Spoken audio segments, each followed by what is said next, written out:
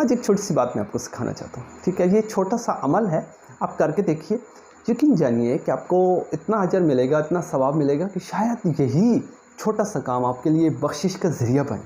کام کیا ہے بھئی؟ چلتے پھرتے آپ کہیں دیکھتے ہیں کہ آپ کو کوئی جوتا الٹا نظر آتا ہے۔ میرا جو رب ہے وہ اتنا بڑا ہے، اتنا مہربان ہے، اس کی بڑی شان ہے، یہ جوتا الٹا پڑا ہے تو میرا ایمان اور میرا ظرف یہ کہتا ہے کہ جو اتنا میرا بڑا بادشاہ ہے جو رب ہے، یہ اس کی ذرا سے بھی توہین میں نہیں سمجھتا کہ ہو، تو فوراً میں جوتے کو سیدھا نیت ٹھیک کر لے، جوتا سیدھا کر لے۔